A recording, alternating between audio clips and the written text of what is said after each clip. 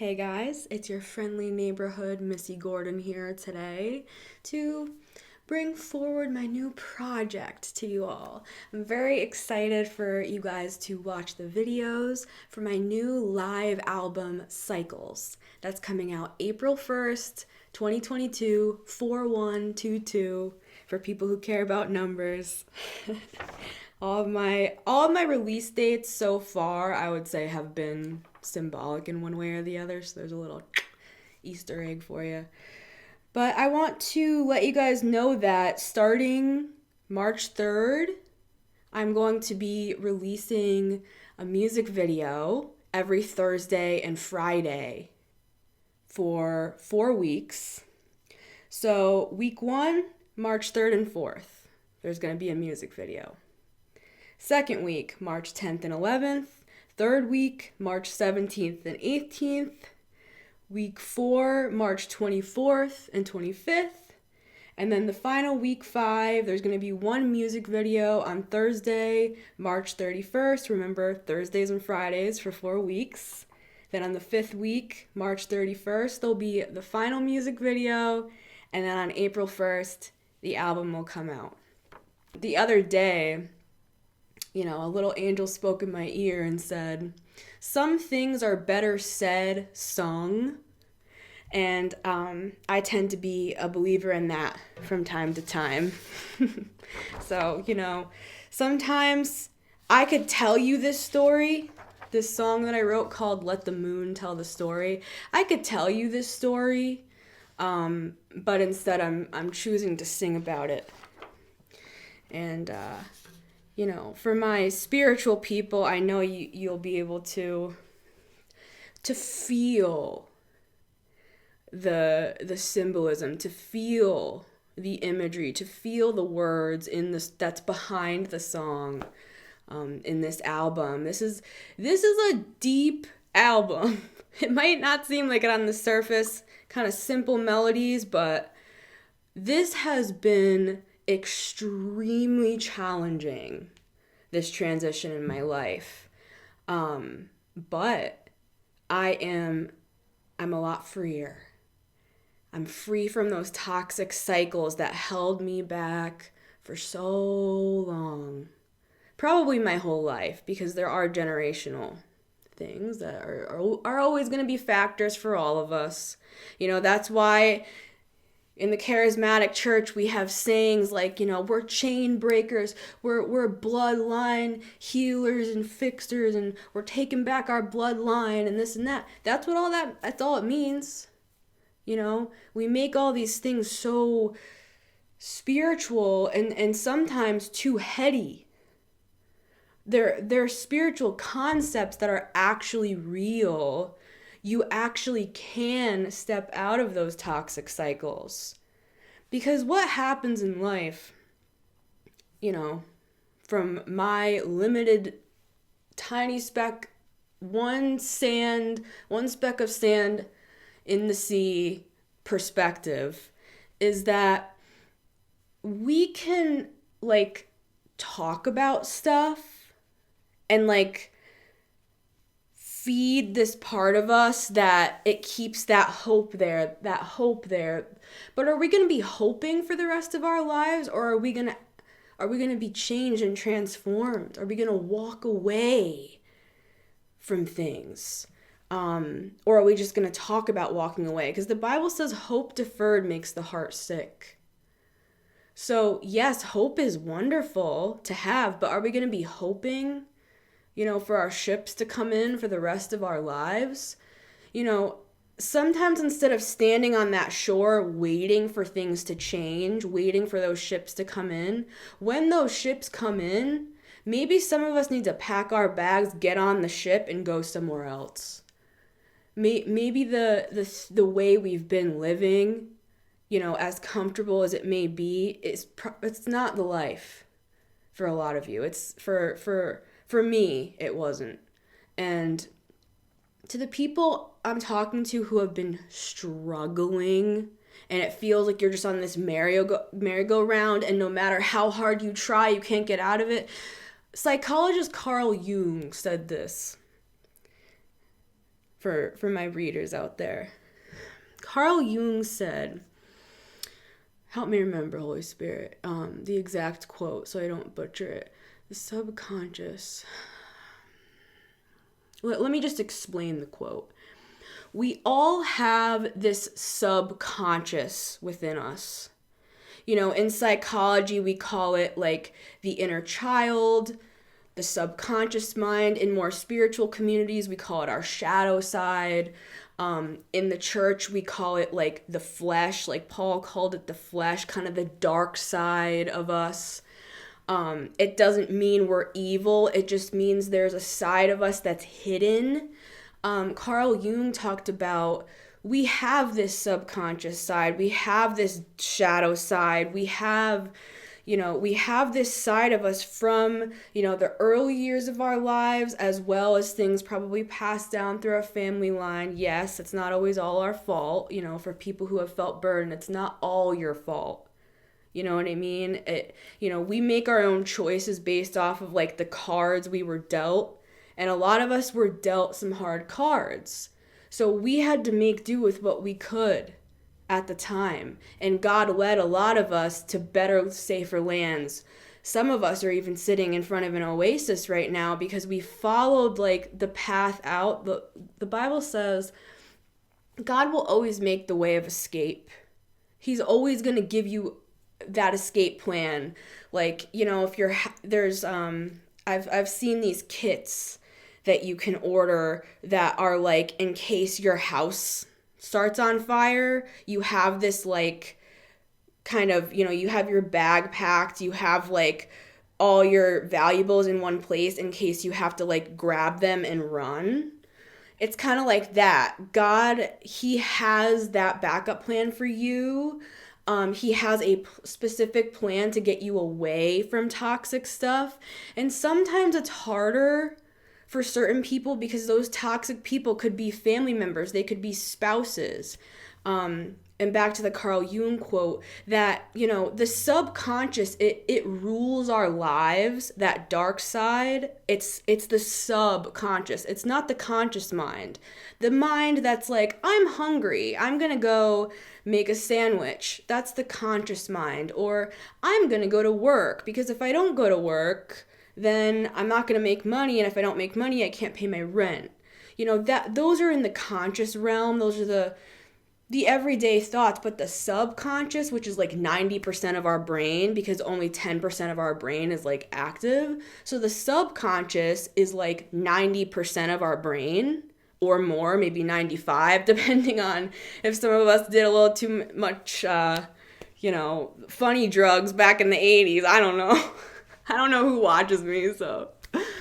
But anyways, sorry. The Carl Jung quote that if we don't make the subconscious conscious, it will rule our lives, and we will call it fate.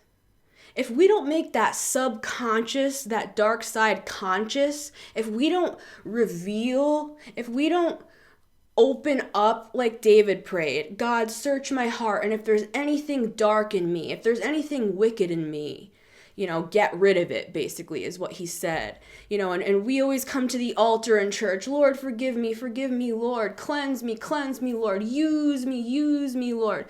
I think God's a little tired of those prayers because they're kind of empty. It's more of a cultural, modern Christian thing to pray prayers like that. But do we know what we're saying? Because you might have to leave your whole paradigm in order to let that prayer come to pass. Because God might start inching you like, hey, I want you to quit your job and I want you to go full time into helping people. Whatever that may be for you. That could be being some sort of spiritual teacher. That could be, starting a little online business so that you can make money on the side while you're working on your real thing, you're writing your book and you're trying to help people, but at the same time, God gave you a good idea in order to make that money from that little side business so that you could work on your book.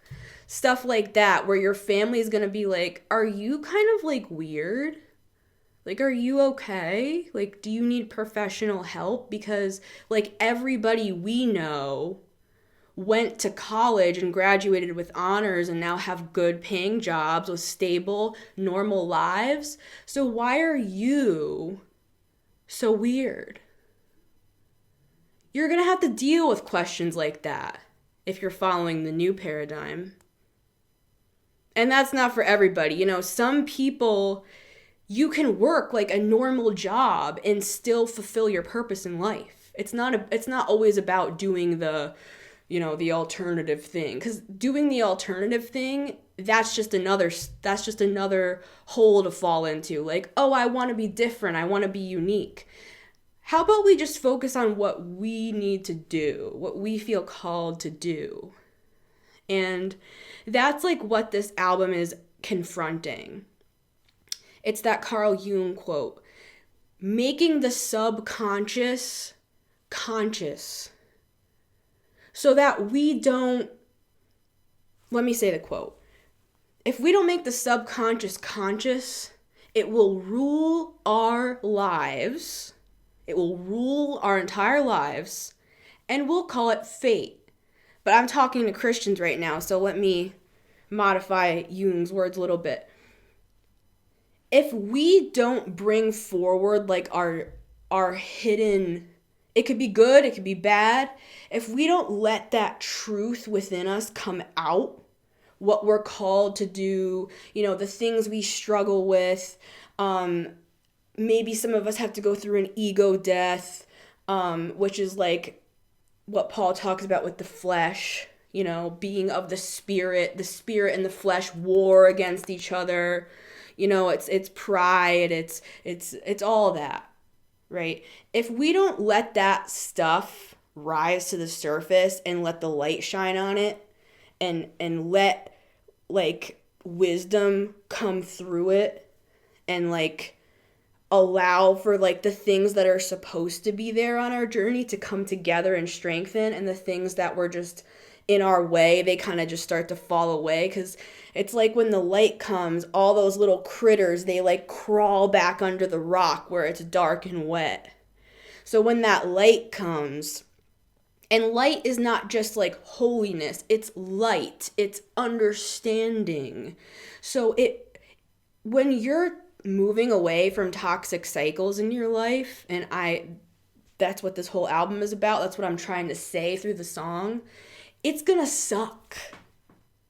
It's gonna suck for a lot of people. It's gonna be terribly hard. There's gonna be tears. I'm just being real with you, because transformation is hard. That's why Jesus talked about it the way he did. That people are going to literally hate you because you're following what I'm showing you to do. And you know what? A lot of the time, people are going to say to you when you're walking on your true, most holy path, they're going to say, you're a heretic.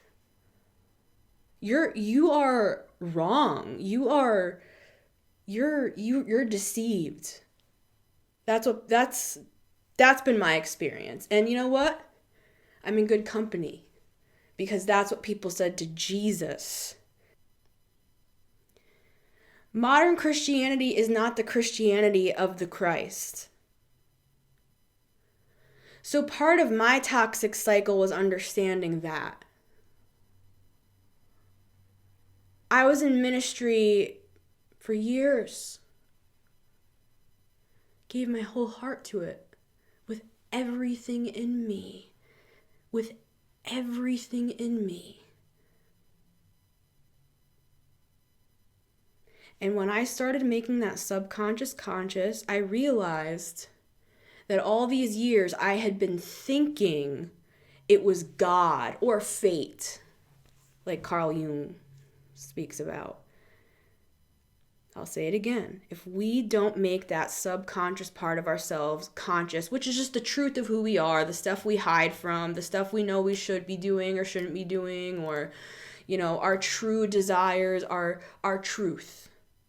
That's what the kids call it these days. I'm going to speak my truth. What's your truth? When Jesus was brought into that temple before he was crucified, the leader of the day said to him, "What is truth?" His wife had come to him because she had a dream that Jesus was the true Messiah and to not harm him. They were not believers. So let me say this. There's a new type of believer rising today. And they're not going to look like the previous paradigm, just like Jesus didn't look like the previous Jewish paradigm. He studied it. He respected it. At 12 years old, he astonished the teachers. But who was this man, this Christ? What was he bringing us? The way, the truth, like a sword cutting through the BS. The way, the truth, and the life. The life. The way. The path opening up before you when there was no path there before, and suddenly you see it? It was always there, but we just couldn't see it. There's a new way emerging. It's not a new religion. It's a new understanding that's come into our generation, and you're going to start seeing it. So back to the personal.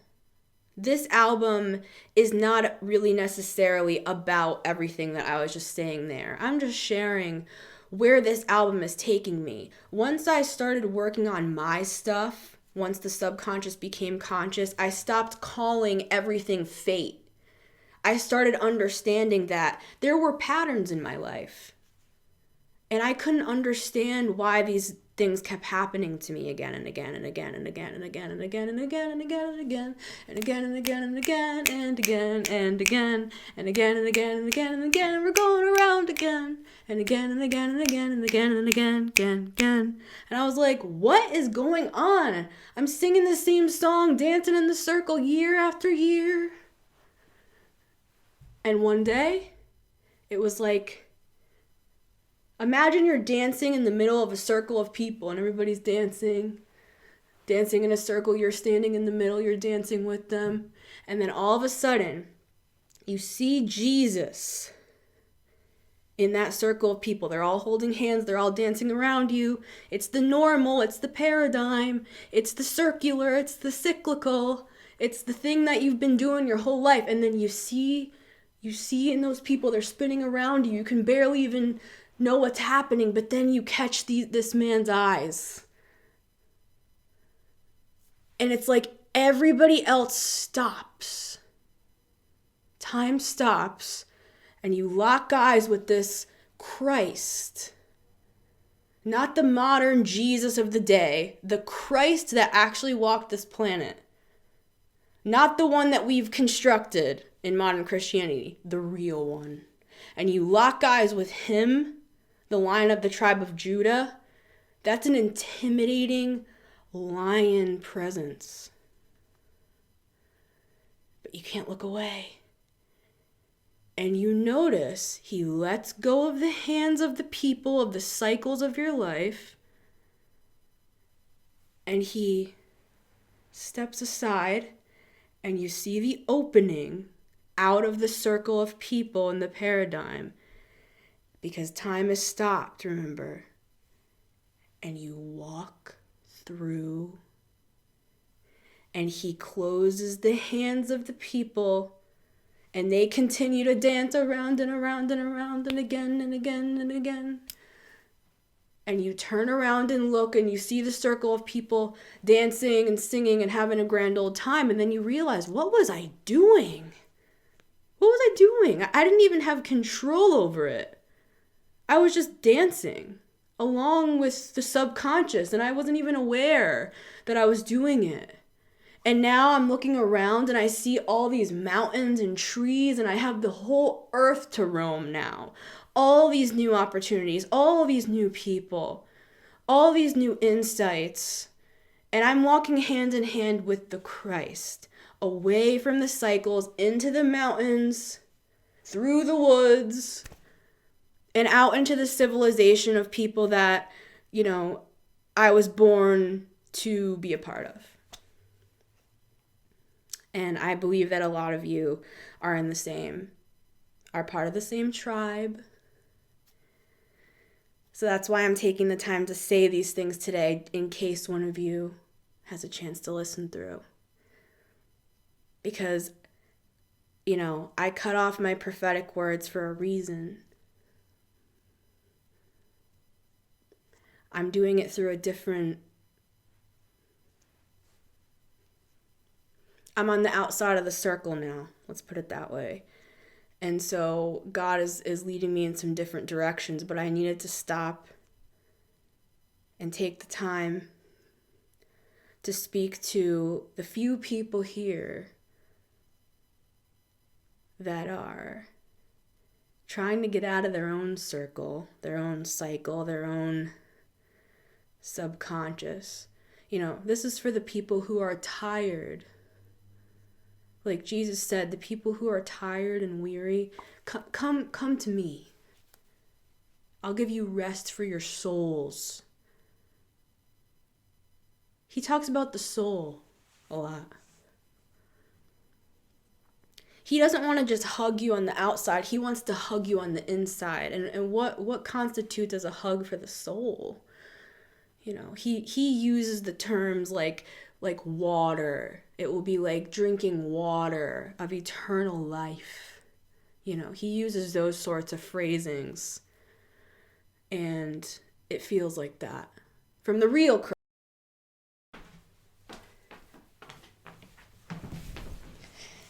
Okay, sorry, my phone died. I got a sweater. I folded some laundry, and I was like, thinking to myself, what am I trying to say here? I go on these long philosophical rants because I'm trying to find a way to talk about such a broad, deep thing, which is breaking cycles, breaking, to use Christian language, bloodline curses, generational curses. You know what I mean? We call these things curses. Really all it is it comes down through the line. And for some of you, what happened is you were born. Imagine our generations back hundreds, even thousands of years on this long timeline, and it keeps coming down, not just the bad, but the good, the bloodline breaker, whatever you want to call it. It comes down, and it hits you. It comes up against you. And it breaks. And like a seed coming out of the ground, you became the new family tree. And out of your lineage, the truth will come.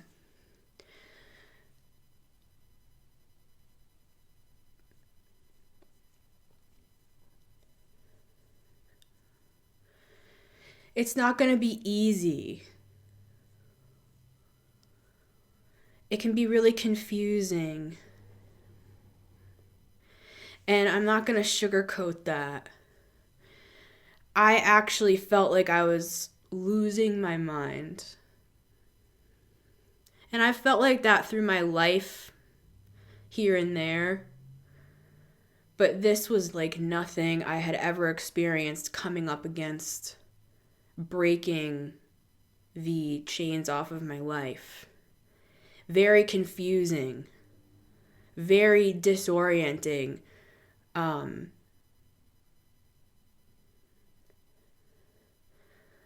lot of loss, a lot of people misunderstanding you, and you feel alone.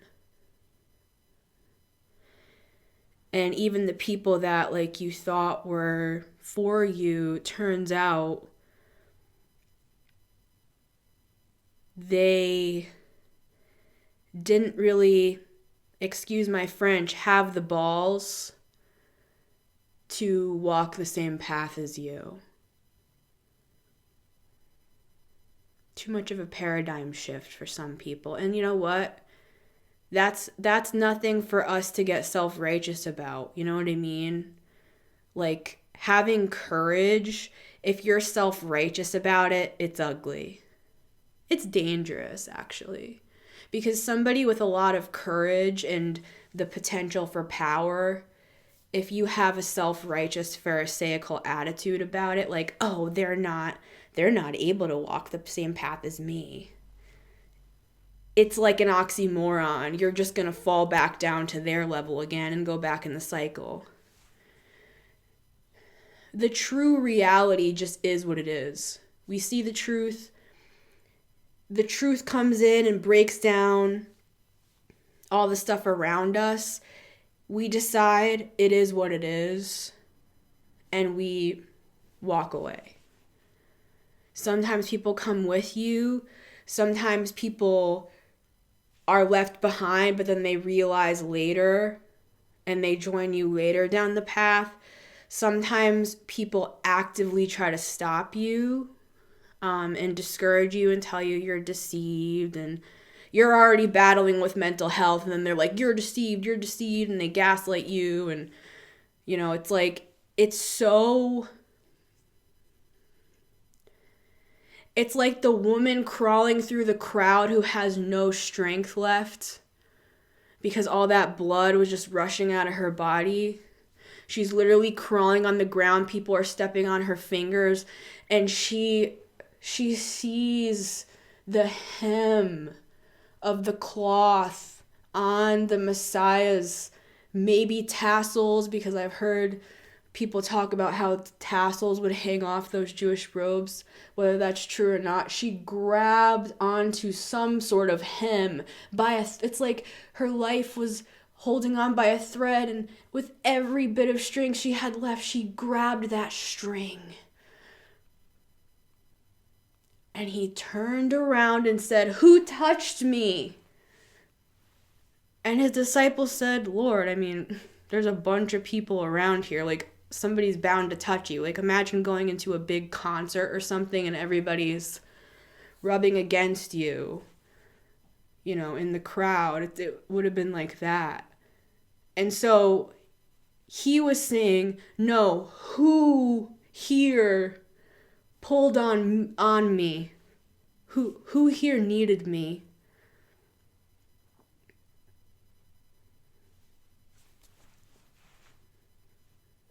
That's been me. And I'm here to tell about it. And I'm here to share about it. And I'm here to sing about it. And hopefully I'm here to write about it. You know? So if anybody here wants to support whatever it is I'm doing at this point, please, I'm just going to ask, consider donating, you know, towards me. Not as like a church offering, but as like a starving artist saying, you know, if you like my music, if you like my words, if you like my lyrics, if you like me, and you want to, you know, help me a little bit, then, and if not. Like, I watch lots of videos on YouTube. I can't donate to everybody, you know what I mean? So I get it. Like, if you honestly can't, or you just simply like don't want to, that's cool. But if there's anybody listening who feels kind of like, yeah, I'd like to help Missy, like I'd like to just, you know, send her $100 or something like that, then I am humble. I will receive it. I could use all the help I could get. If you want to pray for me, if you want to send me an encouraging comment, you know, I have a lot of faith, and I have a lot of courage, And so even though things have been really challenging, I believe even more now in my calling than I did when I first started making videos on YouTube back in like, I think it might have been 2018 or 2019. Either way, I love you guys. Like, actually.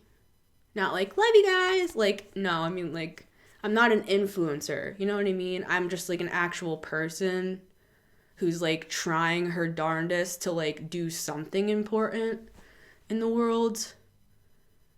So, if you want to support that, thank you. Down in the description, tips or whatever you want to call it.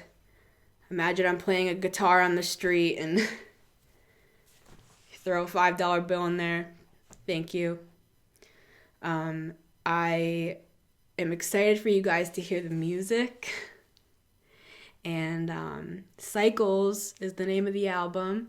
And it will be out April 1st, 2022. And I can't wait for you guys to hear it. All right, my friends. It's been Missy Gordon here. And I will see you when I see you. Take care.